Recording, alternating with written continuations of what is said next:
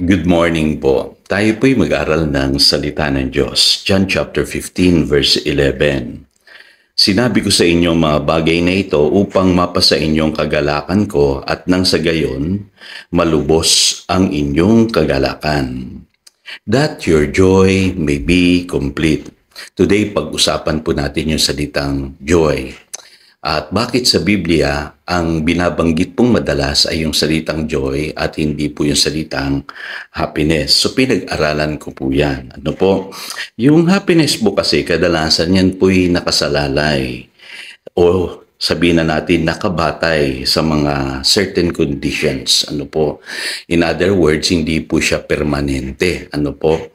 Nagiging masaya ang isang tao kung siya ay surrounded ng kanyang mga mahal sa buhay o ng mga taong gusto niya, o di kaya ay meron siyang na-accomplish na bagay sa kanyang buhay, or meron siyang nabili o nakuhang mga bagay na gusto niya. Ano po? At may napuntahan siyang mga lugar na hindi pa napupuntahan minsan ng iba. Ano po? Kadalasan po yung happiness natin nararanasan natin yan kung tayo po ay merong magandang experience sa buhay. Ano po? Kaya mapapansin ninyo yung happiness, temporary po yan. Hindi yan permanente.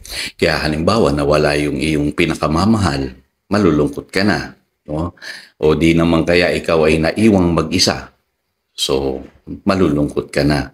Pag hindi mo nakuha yung mga bagay na gusto mo, o nabili yung mga bagay na gusto mo, nalulungkot ka, parang may kulang. Pag hindi mo napuntahan yung lugar na gusto mong puntahan, feeling mo, may kulang sa buhay mo. Ano po?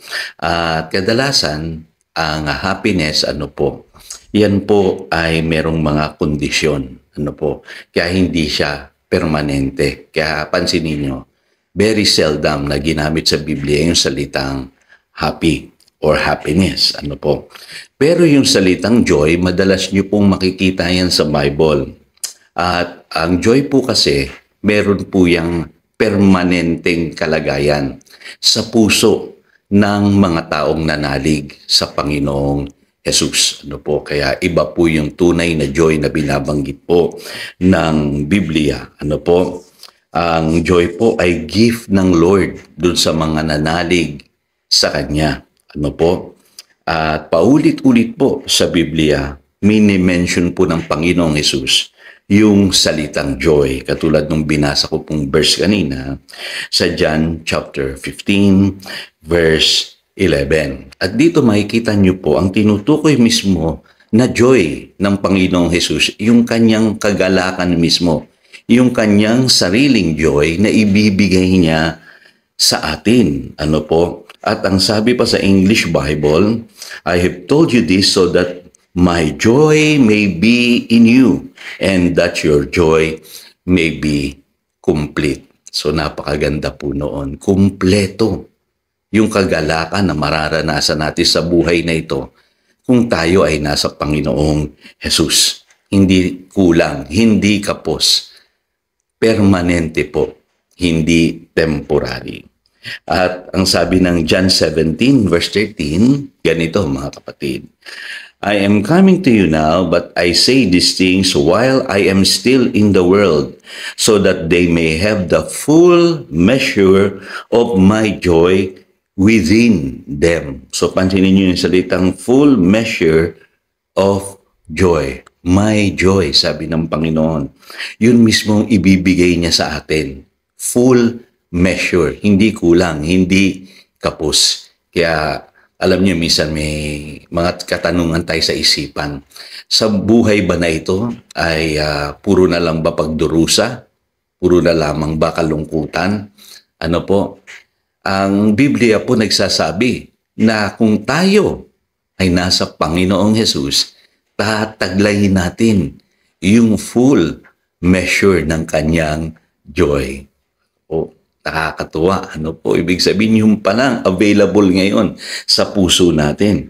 At kung i-describe po yan ni Apostle Peter, ang sabi sa 1 Peter chapter 1 verse 8 ay ganito, though you have not seen Him, you love Him. And even though you do not see Him now, you believe in Him and are filled with inexpressible and glorious joy. Sa ibang salin, unspeakable joy. Glorious joy.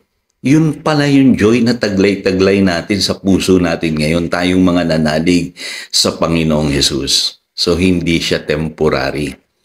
Hindi siya pwedeng ikumpara do sa happiness na ino-offer ng mundo. Kaya ako'y nagtataka bakit maraming Kristiyano ngayon ang malulungkutin pa Ano po?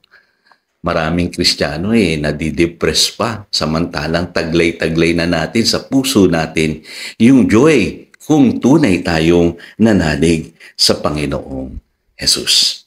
At nakakatuwa pa po na yung joy na ito kayang humarap sa lahat ng klase ng trials and adversities sa buhay na ito. Yun po ang sinasabi ng James chapter 1 verse 2. Consider it pure joy, my brothers, whenever you face trials of many kinds. Kasi alam ng Panginoon na sa mundong ito, hindi madali. Maraming problema, maraming pagsubok. Kaya mapapansin nyo, meron pala tayong weapon sa pagharap sa pagsubok.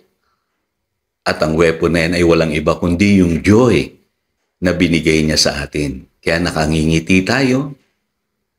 Sabihin na natin, nagiging matibay tayo. Tumatatag tayo at higit sa lahat na o-overcome natin yung mga pagsubok ng buhay kasi binigyan tayo ng Panginoon ng joy. Kaya i-discover mo kapatid yung power ng joy sa iyong buhay. Kasi ang sabi sa Nehemiah 8:10, the joy of the Lord is your strength. So, hindi ka nagkukulang kapatid sa joy. In fact, binigay na yan sa iyo ng Panginoong Hesus. Gamitin mo yan sa panahon na ikaw ay kumakaharap sa maraming mga pagsubok ng buhay na ito. And that joy will give you strength. So again, ito si Pastor Jojo nagpapaalala upang daluyan tayo ng pagpapala, manatili tayo sa kanyang salita. Good morning.